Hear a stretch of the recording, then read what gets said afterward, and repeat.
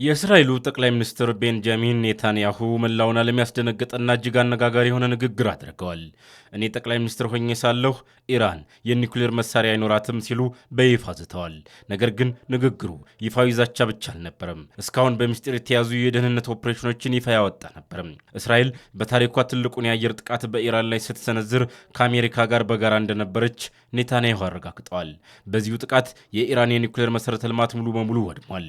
ይሁን እንጂ ቁሳቁስ ውድመት በላይ የኢራንን የኒውክሌር ህልም የቀበረው ሌላ ክስተት ነው። ኔታንያሁ በኩራት እንዲህ አሉ። የኒውክሌር ሳይንቲስቶቻቸውን ስትገድል የኒውክሌር ቦምብ መስራት እጅግ ከባድ ይሆንባቸዋል። 20 ከፍተኛ የኢራን የኒውክሌር ሳይንቲስቶች ተገድለዋል። 12ቱ በራይዚንግ ላይን፣ 8ቱ ደግሞ በሮሪንግ ላይን። ይህ በኢራን የጥበቃ መዋቅር ውስጥ የደረሰ ታላቅ ሰርጎ ገብነትና አስደንጋጭ የስለላ ስኬት ነው። ለዓመታት እስራኤልን የኢራንን ምድር በቀጥታ ማጥቃት አትችሉም፣ ይህ የዓለም ጦርነት ይቀሰቀሳል ይሏት ነበር። ኔታንያሁ ግን ይህንን ቀይ መስመር ረግጠው ማለፋቸውን ተናግረዋል። እስራኤል የደህንነት ዶክትሪኗን ቀይራለች። ከመከላከል ወደ ማጥቃት፣ ጠላት ሳይመታን ቀድመን እናጠቃለን የሚል መርህ። ኔታንያሁ የኢራንን የሽብር ዘንግ ሰባብረነዋል ይላሉ። ሲንዋር ሃኒያ እና ዴፍ ተወግደዋል። በሊባኖስ ደግሞ ዓለምን ያስገረመውና ያስደነገጠው የቢፐር ኦፕሬሽን ወይም የፔጀር መሳሪያዎች ፍንዳታና የሐሰን ነስረላህ መገደል የሄዝቦላህን የጦር ማሽን ሽባ አድርጎታል። ይባስ ብሎም ሄዝቦላህ አከማችቶት ከነበረው 150 ሺህ ሮኬቶች ውስጥ 90 በመቶ መውደሙን ይፋ አድርገዋል።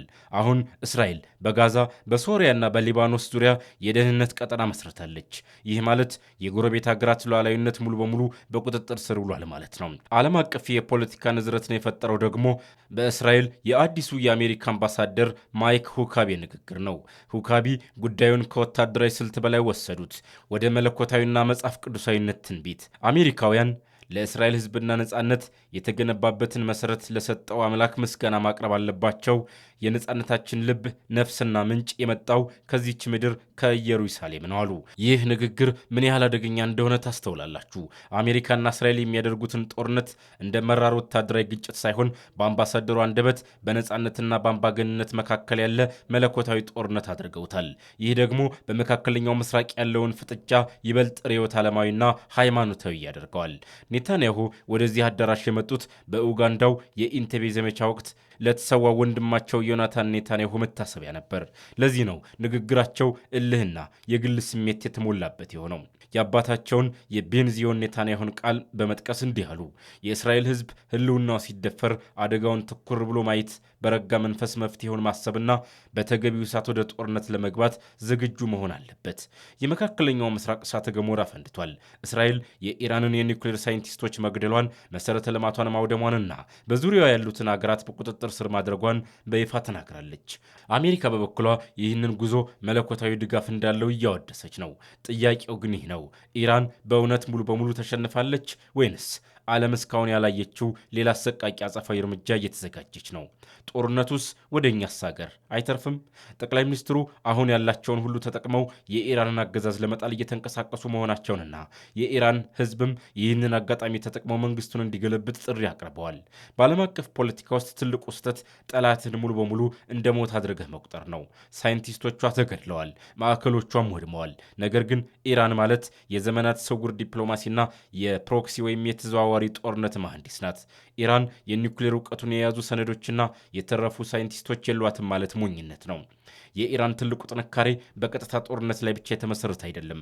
በመላው መካከለኛው ምስራቅ የዘረጋቻቸው ታማኝ ክንፎች ከሌባኖስ እስከ የመን፣ ከኢራቅ እስከ ሶሪያ ገና አልጠፉም። አሁን ዓለም እያየች ያለችው የድል አዋጅ ምናልባትም ኢራን የመጨረሻውንና እጅግ አደገኛውን ካርድ እንድትመዝ የሚያስገድዳት ሊሆን ይችላል። የቆሰለ አንበሳ ከመቼውም ጊዜ በላይ አደገኛ ነው እንደሚባለው ቴሄራን በአሁኑ ሰዓት ዓለም አይታ የማታውቀውን የሳይበር ጥቃት፣ የኢኮኖሚ ማዕቀብ ማቅለያ እርምጃዎችን ወይም ያልተጠበቀ ስውር ጥቃት እያዘጋጀች ሊሆን እንደሚችል ስትራቴጂስቶች ያስጠነቅቃሉ። የአሜሪካን ምላሽ ስንመለከት ደግሞ ጉዳዩ ከፖለቲካ አልፎ ወደ ሌላ ምዕራፍ መሸጋገሩን እንረዳለን። ዋሽንግተን ይህንን ድርጊት መለኮታዊ ድጋፍ አለው ስትል ማወደሷ ጦርነቱ ፍጹም ርዕዮተ ዓለማዊና ቅዱስ ጦርነት ወደ መምሰል መሸጋገሩን ያሳያል። ይህ ደግሞ ለዓለም ሰላም እጅግ አስፈሪው ስያሜ ነው። ምክንያቱም ፖለቲካዊ ጥቅሞች በድርድር ሊፈቱ ይችላሉ። ሃይማኖታዊና መለኮታዊ እምነቶች ግን ድርድርን አያውቁም። ፍጻሜያቸው ወይ ፍጹም ጥፋት ወይ ፍጹም ድል ነው። ታሪክ የሚጻፈው በድምፅ በሚጮሁ መሳሪያዎች ነው። ነገር ግን የጦርነት ዕጣ ፈንታ የሚወሰነው በዝምታ ውስጥ በሚደረጉ ስልታዊ ስሌቶች ነው። ዓለም በአሁኑ ሰዓት በአንድ ወገን የድል ጮስ ተሞልታለች። እስራኤል የኢራንን የኒውክሌር ሳይንቲስቶች መግደሏን፣ መሠረተ ልማቷን ማውደሟን ስታውጅ፣ ዋሽንግተን ደግሞ ይህንን ጉዞ መለኮታዊ ድጋፍ እንዳለው እያወደሰች ነው። ላዩን ለሚያይ ሰው ኢራን ሙሉ በሙሉ የተደመሰሰችና የተንበረከከች ትመስላለች። ነገር ግን በዓለም አቀፍ ስትራቴጂክ ጥናት ውስጥ አንድ ታላቅ እውነት አለ።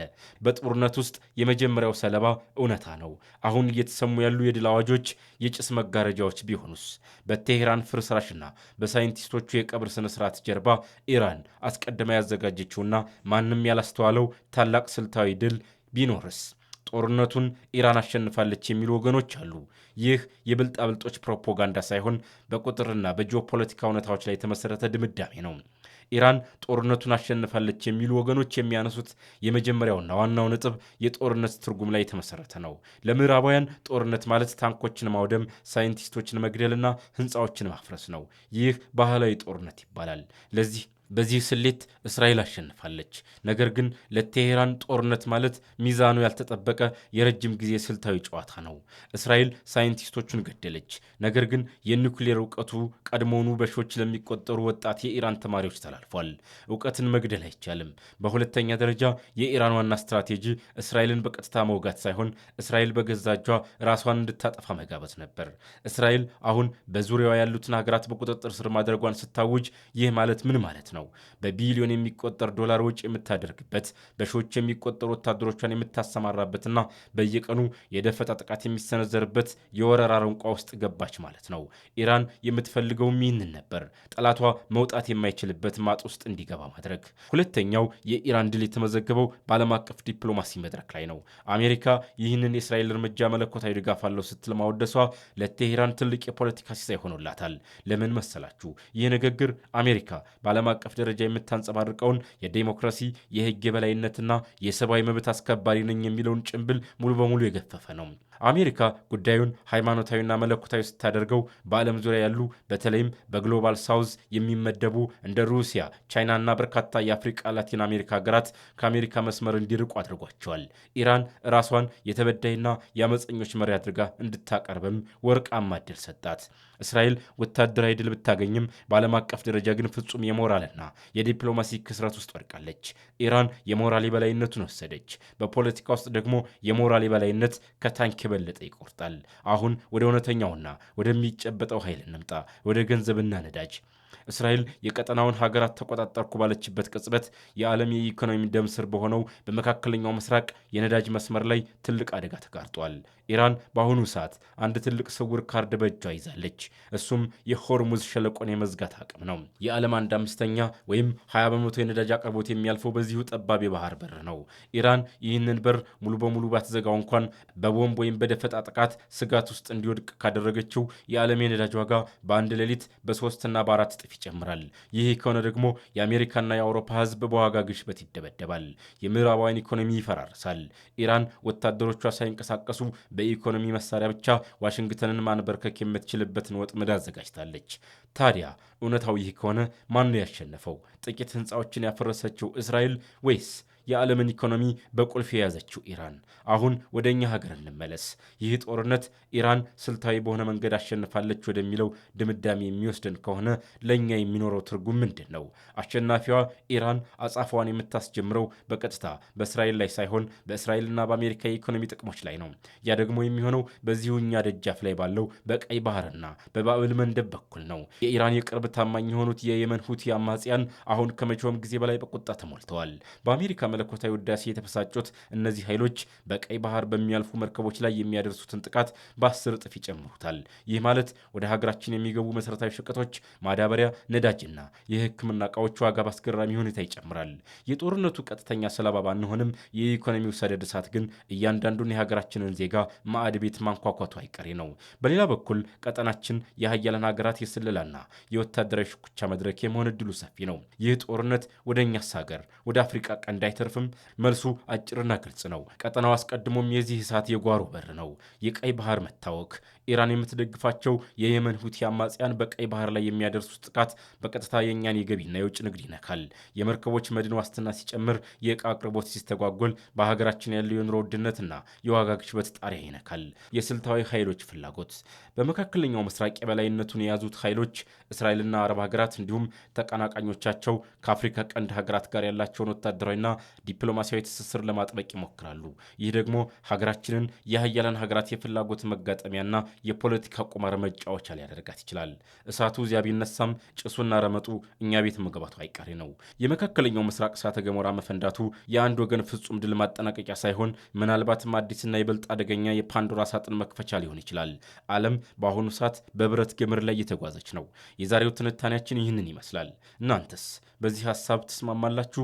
ኢራን በረጅም ጊዜ ስሌት አሸንፋለች ወይስ የእስራኤል ወታደራዊ የበላይነት የመጨረሻው ምዕራፍ ነው? ለሀገራችንስ የሚኖረውን ስጋት እንዴት ትመለከቱታላችሁ? ሀሳባችሁን በኮሜንት መስጫው ላይ አስፈሩልኝ። ቪዲዮውን ለሌሎች እንዲደርስ ላይክ እና ሼር ማድረጋችሁን፣ ለቻናሉ አዲስ ከሆናችሁ ደግሞ ሰብስክራይብ ማድረጋችሁን አትርሱ።